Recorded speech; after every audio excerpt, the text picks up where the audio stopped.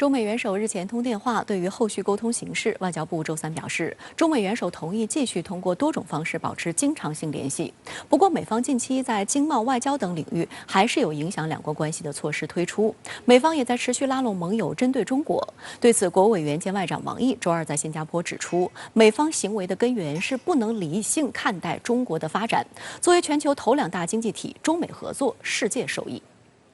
国务委员兼外长王毅周二在新加坡同新外长维文共同会见记者。有记者问，中国和美国是否正在进行地区外交竞赛？东南亚国家如何避免在中美之间选边站队？维文表示，过去40年，本地区最成功的故事是中国崛起。新加坡作为中国的紧密朋友，希望中美两国能以建设性方式处理竞争、管控紧张、合作应对疫情、气候变化等全球性挑战，和地区国家一道实现互利共赢。王毅表示，如何看待中国的发展，对世界各国都是一个重要课题。世界上有一些国家和势力很不适应中国发展，抱有各种各样疑虑，甚至产生严重误判。这既不利于促进合作，也影响发展正常关系。美国可能就正处于这样的过程中。美方应该认识到，世界上不仅美国有发展权利，其他国家也有发展的权利。不仅美国人民有权过上幸福生活，其他各国人民也有权过上幸福生活。希望美方能像包括新加坡在内的很多国家一样，客观理性看待今天的中国，寻找和扩大同中国的互利合作。作为全球头两大经济体，中美合作，世界受益。王外长讲的这话，意思就是说，美国你必须要对中国的发展有一个客观正确的认识，而不是从一种负面的看法，或者说是一种戴着有色眼镜来看待中国的发展，把中国所有的发展的成就以及我们取得的一些这个成功都视为是对美国的威胁。那这样的话，中美关系恐怕很难迎来一个重回正常健康发展轨道的这么一个机会。另外呢，对于东南亚国家而言的话，他们绝大多数国家都是把中国的发展视为一个机遇，而不是一个威胁。在周三的外交部记者会上，有记者提问，美国总统拜登与习近平主席通话时曾提议举办中美元首峰会，中方对此持何立场？外交部发言人赵立坚表示，我能告诉你的是，9月10日上午，习近平主席应约同拜登总统通电话，就中美关系和双方关心的有关问题进行了坦诚、深入、广泛的战略性沟通和交流。双方一致认为，两国元首就中美关系和重大国际问题深入沟通，对引领中美关系正确发展非常重要。双方同意继续通过多种方式保持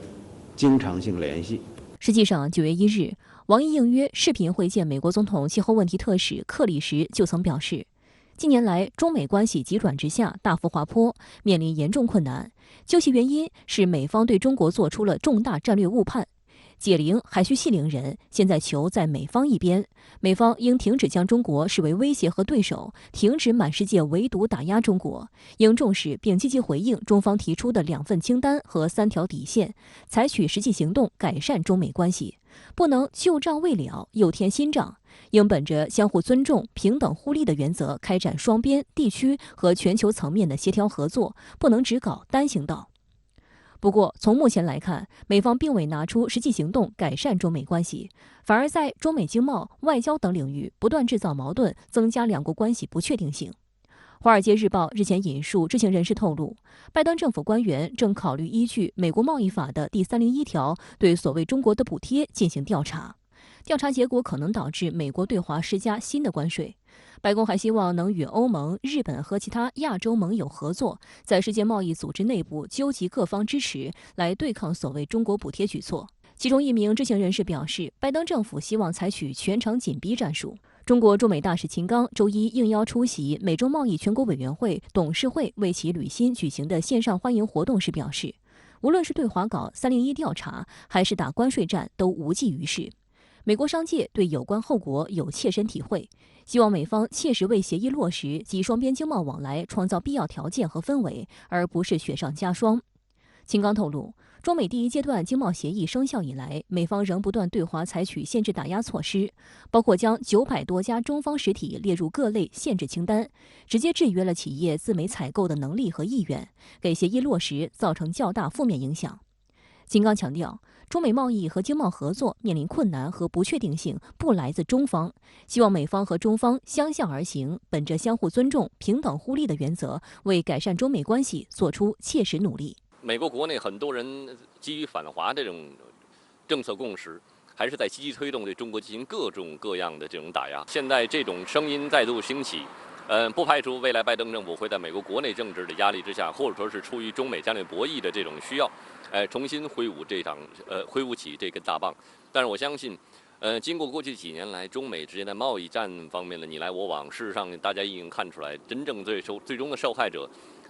不仅仅是中国，同时还有美国民众以及美国国内现在已经可以说是显露苗头的通货膨胀的这个风险。而在科技、人文领域，中美正常交流合作遇阻，已经让美方科技界看不下去。路透社等多家媒体周一报道，美国斯坦福大学177名教授和学者9月8日联名签署一封公开信，批评特朗普政府2018年推出的中国行动计划严重偏离既定目标，损害美科研竞争力，煽动种族歧视，并要求美国司法部终止中国行动计划。针对177名斯坦福大学教职员工致函美国司法部，批评中国行动计划，外交部发言人赵立坚周二表示，所谓的中国行动计划，实质上就是美反华势力滥用国家安全概念，对华进行遏制打压的工具。这一计划不仅对中美关系造成严重冲击，也加剧了美国内的种族歧视现象，对美亚裔群体造成严重伤害。同时，美国拉拢盟友对抗中国的行动也未停止，继续打4国机制牌。白宫官网周一发表声明称，美国总统拜登将于9月24日在白宫主持首届4方安全对话领导人峰会，期待澳大利亚总理莫里森、印度总理莫迪和日本首相菅义伟访问白宫。声明内容并未主动提及中国，但路透社爆料称，拜登此前提议与“一带一路”类似的基建计划将是此次峰会讨论的议题之一。拜登曾经宣称要通过基础设施建设一揽子计划来升级美国现有基础设施，刺激经济复苏和创造就业，还将推动赢得美国未来与中国的全球竞争。推动这种大规模的基建项目的话，不仅需要巨额的资金投入，同时还需要长久的这个持续的政策上的支持，同时还需要有大量的就是科技和基建的人员团队的这个参与。但我相信对于美国而言，日本、澳大利亚和印度这4个国家人，他们都没有这样的这个综合的能力，真正能够给紧缺基础设施这些国家提供上述帮助的，这个世界上恐怕只有中国一家。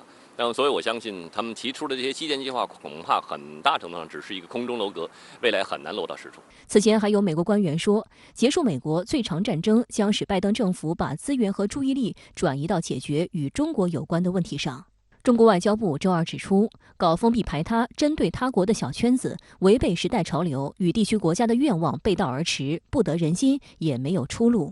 中国不仅是亚太地区经济增长的主要发动机，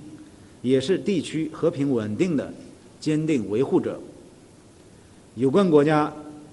应摒弃过时的零和博弈思维和狭隘的地缘政治概念，正确看待中国发展，尊重地区国家民心，多做有利于促进地区国家团结与合作的事情。相关话题来连线特约评论员陈斌。陈先生您好，白宫要举行美日印澳4国机制会议，中国外交部批评圈子没有出路，您觉得美国会出什么牌？